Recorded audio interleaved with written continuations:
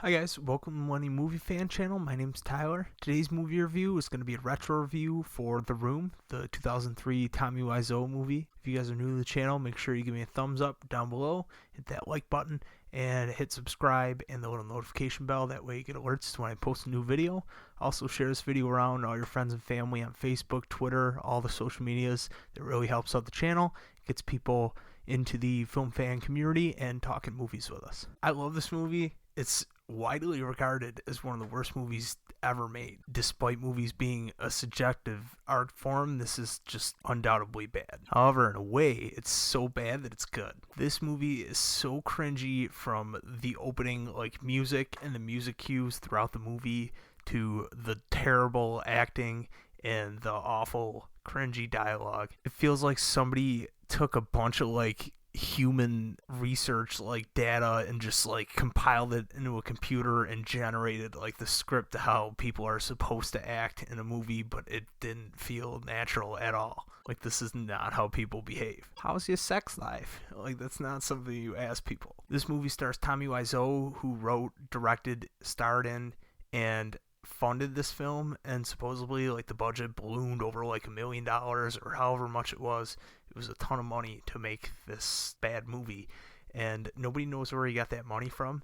They delve into that a little bit in The Disaster Artist, the James Franco movie, and that movie is excellent. It almost won an Oscar, and just nobody knows how he got his fortune, and nobody knows where he's from, where he got that accent, what he did to get that money. And James Franco does a real great job of portraying Tommy and then making him relatable and understandable, and then you enjoy, I think, The Room more if you watch Disaster Artist. It just builds off of each other.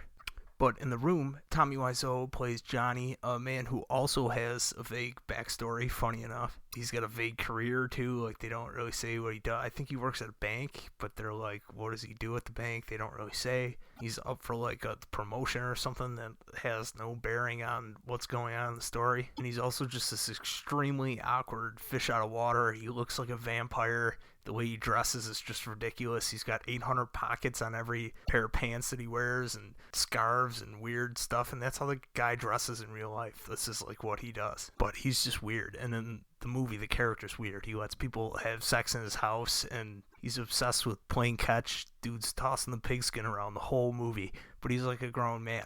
It's so weird. They even do it at his wedding.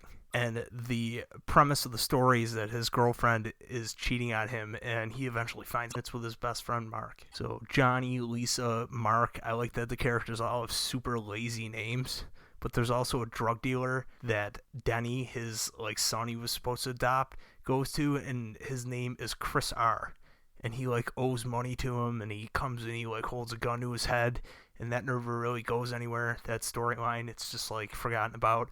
And then the mother has cancer, Lisa's mother, never does anything with that storyline. This movie's plot is just a mess, and it's all over the place. And there's a 5 to 10 minute sex scene that is cringy and awful, and it's hard to watch. And then not only that, but they play that again in the movie later on, and they act like it's a different thing, but it's not. It's the same exact sex scene that they play twice.